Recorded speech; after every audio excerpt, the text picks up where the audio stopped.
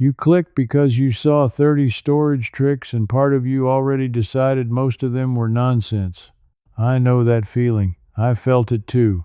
For most of my life, I believed a root cellar was just a damp hole and that old folks kept food in strange ways because they didn't know better. Ah, I was wrong. Completely wrong. Here's the claim I want you to sit with. The Amish and old order families near where I grew up store food, tools, seeds, and even medicine for months, sometimes years, using almost no electricity and almost no money. And the reason it works is not folklore. It is physics, chemistry, and biology that most of us were never taught because there was no profit in teaching us.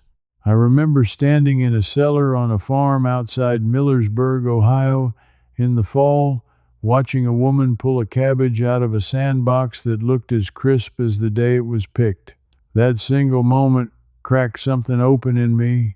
I went home and started digging, and I did not stop. Before the end of this, I am going to give you a method I trace back to a household manual printed in 1869. A trick so simple and so forgotten that when I finally tried it, I actually laughed out loud in my own kitchen. And I promise you this, everything I share works in the house you already live in right now. You do not need land. You do not need a barn. You just need to know what I did not. Let me start with the trick that broke my skepticism first, because I was sure it was a myth. I had read that Amish families store carrots, beets, and turnips buried in damp sand all winter, and that they come out fresh in March. I thought that was ridiculous. Sand? I figured they would rot, or dry out, or freeze solid. So I tested it myself in a plastic tote in my basement. I layered slightly damp place sand and vegetables, no touching, a couple inches between each one. 4 months later, I pulled a carrot out that snapped clean in half with a crack. Here is why it works, and this is the part nobody tells you. Root vegetables do not die when you harvest them. They keep breathing. That breathing, that respiration is what ages them, softens them, and makes them wilt. The sand does two things at once. It holds humidity at around 95% so the vegetable cannot lose its own moisture, and it blocks airflow so the respiration slows almost to a stop. The University of Wisconsin Extension Service has published storage guidance confirming that carrots hold best at around 32 degrees Fahrenheit and very high humidity, which is exactly what a sandbox in a cool basement creates by accident. The Amish did not read that study. They did not need to. They had been doing it since before the study existed. But here is what started to bother me as I stood there holding that carrot. If something this simple works this well, why did my own grandmother stop doing it? Why did almost everyone stop? That question is where the story turns, because the answer is not that we found something better. We found something more profitable for somebody else. Think about it. A sandbox costs nothing. It uses no power, it never breaks, and never needs replacing. Now compare that to a refrigerator, the electricity to run it, the replacement every 10 to 15 years, and the grocery trips to replace the vegetables that spoiled in the crisper drawer anyway. Somewhere along the way, we traded a method that cost nothing for a system that costs us every single month, and we were told that was progress. That realization made me want to test everything, so I went after the next claim, and this one sounded even more far-fetched. I had heard that old order families kept apples fresh into spring by wrapping each one individually in paper and never letting them touch.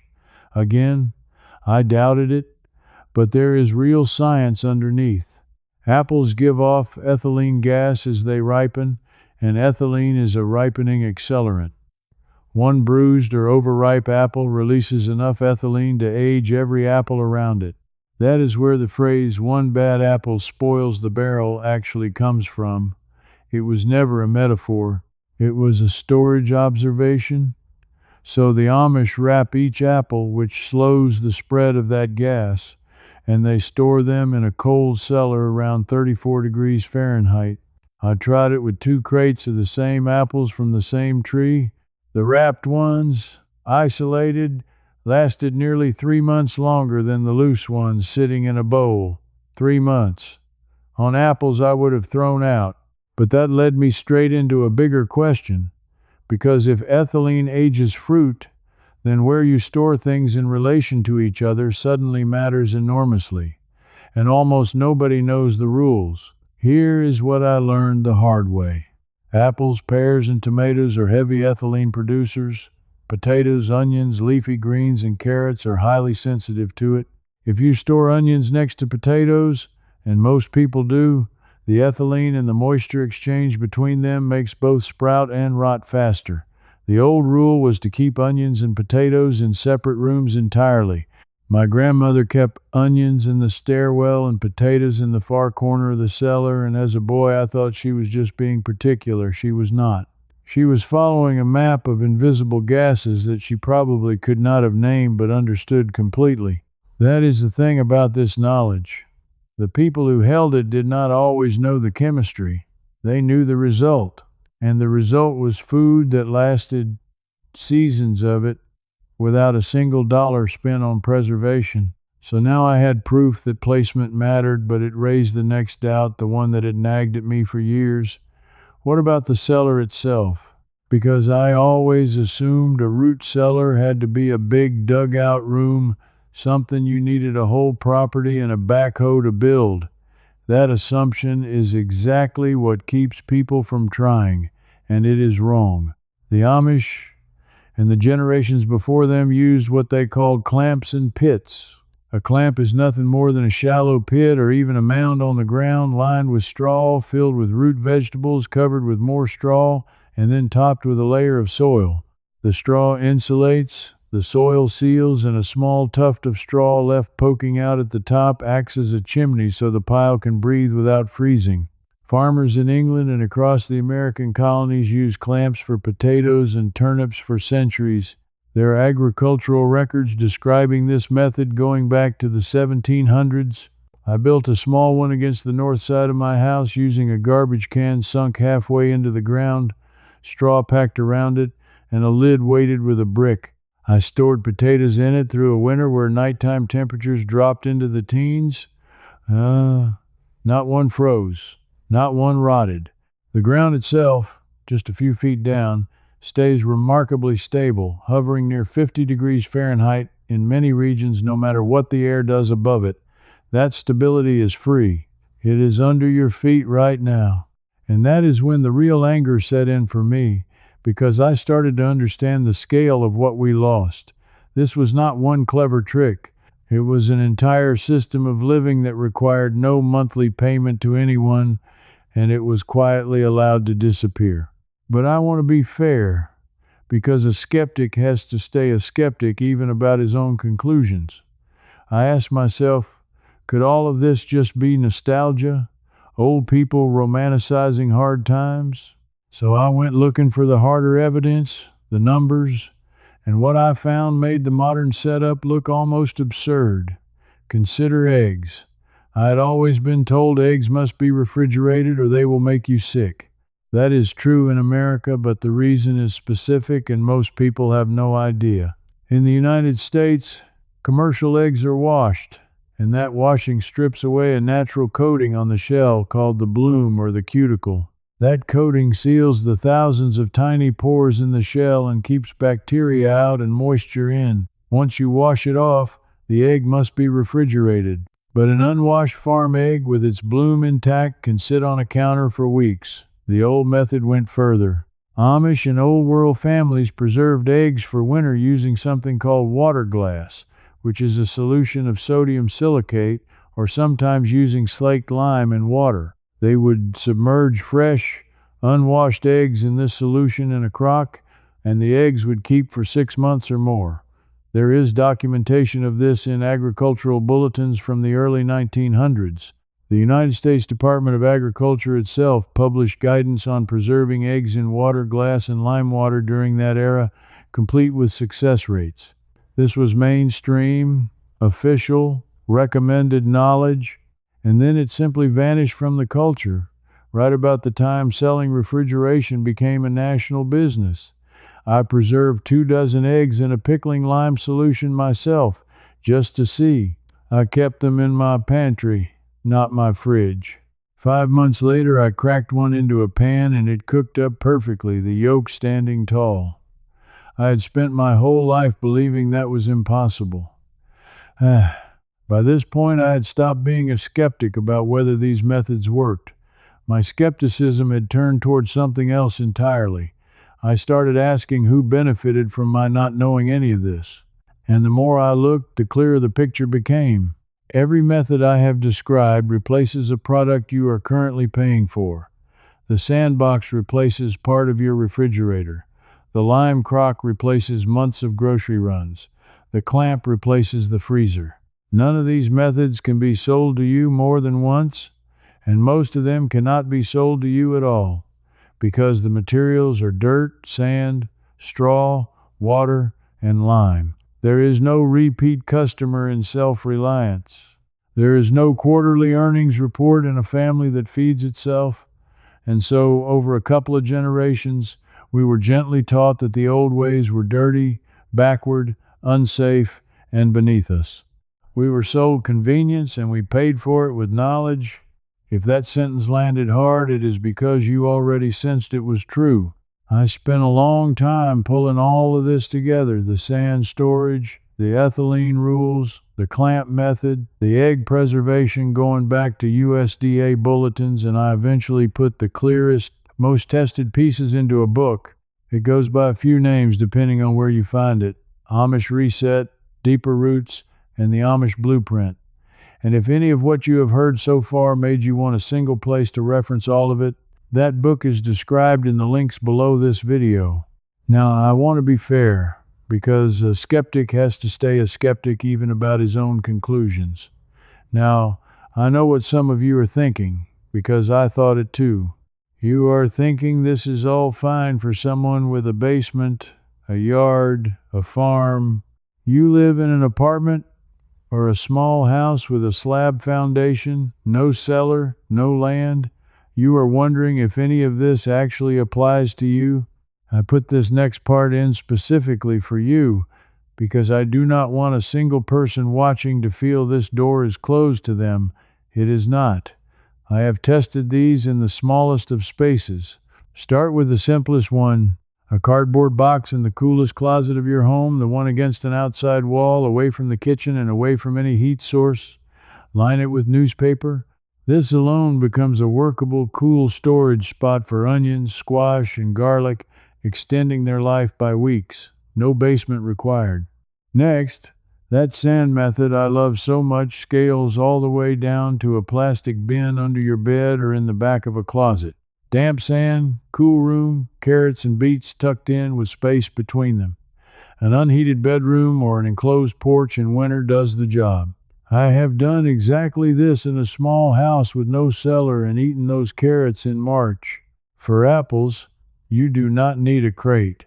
Wrap them individually in newspaper, set them in a single layer in a box, and keep them in the coolest corner you have, checking now and then. You will be stunned how long they hold. And the egg trick needs nothing but a crock or a large glass jar, pickling lime from any garden or canning supply, water, and unwashed eggs from a farm stand or a farmer who does not wash them. That jar sits in a pantry or a closet floor. That is it. 6 months of eggs in the footprint of a bread box. Here is one more that works in any apartment on earth, and it stunned me when I proved it. Herbs and leafy greens last far longer when you treat them like cut flowers. Trim the stems, stand them in a jar with an inch of water, and loosely cover the leaves. Cilantro, parsley, green onions, all of it. But the deeper old trick is for hardier greens and even cabbage. A whole head of cabbage, if you leave the outer leaves on and store it cool and humid, keeps for months. The Amish woman I watched in that Ohio cellar had cabbages that had been picked in October and were still solid past the new year. She did nothing but keep them cool and let those outer leaves act as their own natural wrapper, sacrificing themselves so the inside stayed perfect. So please, do not tell yourself this is not for you.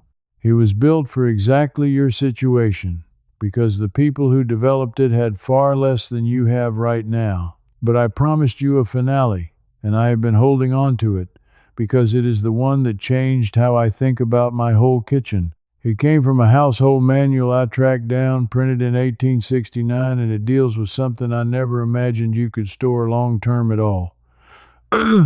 Butter and fat. Let me set this up, because you have to understand what it replaces. We treat butter as something that must live in the refrigerator, and dairy as something that spoils in days. But before refrigeration, families needed butter to survive the winter, and they had a method for keeping it fresh for a year or more. It was called potting or crock storage, and the technique was precise. The old manuals described packing fresh butter firmly into a crock, pressing out every air pocket, because air is what turns fat rancid. Then, and this is the key that I had never heard anywhere, they would pour a layer of strong brine, heavily salted water, right over the top of the packed butter to seal it completely from the air.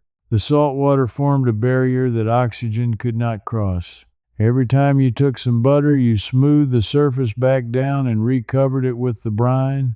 Stored in a cool cellar or spring house, that butter kept for months and months without spoiling and without a trace of refrigeration. But the version that truly stunned me went one step further, and this is the buried piece. The manual described making what old-timers called a butter well, or using clarified butter, what many cultures still call ghee. When you gently heat butter and remove the milk solids, what remains is almost pure fat, and pure fat does not spoil the way whole butter does, because it is the milk solids that go rancid. Clarified butter sealed in a crock and kept cool will last a year or longer. Households in the 1800s knew this. Every dairy-keeping family knew this. And I had reached the age I am now, never having heard it once. I tried the brine seal method with a small crock. I packed the butter, poured the salt brine over the top, and set it in the coolest part of my house. Weeks passed. When I finally lifted the brine and cut into it, it was sweet and fresh, exactly as it went in. I stood there holding a knife and a crock of perfect butter, and I thought about every stick I had ever thrown away, every time I had been told fat spoils fast and there is nothing to be done. It was not true. It had never been true. That is the moment my investigation ended, because I finally understood the shape of the whole thing. This was never about one carrot or one egg or one crock of butter. It was about a complete, coherent, tested system for feeding a family through a year, built on materials that cost almost nothing, requiring no company, no subscription, no monthly bill, no permission from anyone. It existed, it worked, it was set aside, not because it failed, but because it could not be sold. And a handful of communities, the Amish and the old order families who never chased convenience, quietly kept it alive while the rest of us forgot. Now you have it too. Here is what I keep coming back to. We were not given better methods. We were given more expensive ones, and we were told to be grateful. What I found in that cellar in Ohio was not the past. It was a way out of paying for something my great-grandparents got for free. If you are the kind of person who has always suspected that real, useful knowledge got pushed aside so someone else could keep profiting from your dependence, then you already understand what this channel is about. You are not nostalgic, you are not backward. You are awake to something most people never question. So let me ask you one thing directly, because this audience does not speak up unless invited, and I truly want to know. Of everything I shared, which one are you going to try first? The sandbox for carrots, the lime crock for eggs, the clamp for potatoes, or the brine seal for butter? Tell me in the comments. And while you are there, tell me where you are watching from, because I am always amazed how far these old methods have traveled. If you want to recover the rest of what was quietly taken from us, subscribe and stand with the people doing exactly that. Because next time I am opening up something even the skeptics in my own family refuse to believe. The old way, the Amish keep milk sweet and drinkable for over a week with no refrigeration at all, using a single item you probably already have in your kitchen. I tested it. I did not believe the result. and I cannot wait to show you. Before you go, let me leave you with the thought that has stayed with me since that afternoon in Millersburg. Every one of these methods survived because a family decided that keeping the knowledge was worth more than the convenience of forgetting it.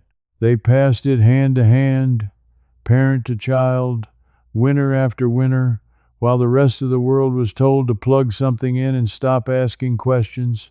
The woman with that crisp cabbage in her cellar did not think she was doing anything remarkable. To her, it was just Tuesday. To me, it was proof that almost everything I had assumed about food, spoilage, and the money I spend fighting both was built on a lie of omission. I want you to notice something about all of this. Not one of these methods required me to buy a special gadget. Not one required a filter to replace, a cartridge to reorder, or a warranty to register. The sand came from a hardware store for a few dollars and will last the rest of my life. The pickling lime costs less than a sandwich and preserved 2 dozen eggs. The straw for my potato clamp was free from a neighbor. The crock for the butter I found at a yard sale for $2. Add it all together and I have replaced hundreds of dollars a year in spoilage and electricity for a one-time cost smaller than a single grocery run. That is the math they never showed us, because there is no industry built on you spending nothing. And I think that is the real reason this knowledge felt so dangerous that it had to be made to look foolish. A person who can store a year of food in sand, lime, straw, and salt is a person who is very hard to worry, very hard to rush, and very hard to sell to. That kind of person does not panic when prices climb. That kind of person does not depend on a grid that can fail or a supply chain that can break. The old order families understood that self-reliance is not just about saving money. It is about being calm when everyone around you is afraid. That calm is the thing we traded away, and it is the thing I am trying to get back, one forgotten method at a time.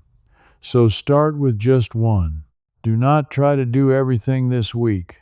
Pick the sandbox, or pick the eggs, or pick the butter crock, and prove it to yourself the way I did, with your own hands and your own eyes. Because reading about it will not change you. Doing it once will. The first time you pull a crisp carrot out of a bin in the dead of winter, or crack a 5-month-old egg that stands up perfect in the pan, something shifts in you. You stop believing you are helpless. You start remembering what people knew for thousands of years before someone convinced us to forget. I was a skeptic. I thought it was all folklore, damp holes and old superstitions. I chased it down expecting to prove it wrong, and instead it proved me wrong at every single turn. That carrot, those apples, the eggs and lime, the potatoes in the ground through a freeze, the butter under brine, sweet as the day it was churned. Every test I ran to debunk this knowledge ended with me standing in my own kitchen, a little embarrassed and a lot freer than I was before. That freedom is waiting for you too, in the coolest closet of the home you already have, with materials that cost almost nothing. The people who kept these methods alive were not waiting for permission, and neither should you be. Go try one. Then come back and tell me I was wrong to ever doubt it, because I was, and it is the best mistake I ever made. This video gave you the overview, but if you want to go further, come inside the Plain Living Society. That's where I pick up right where we stopped, walking you through the full root cellar method, food by food. And if you get stuck, ask me your own question, and a real person, me, answers you myself. You won't be doing this alone. Just point your phone's camera at the code on screen, and you can cancel anytime, no risk.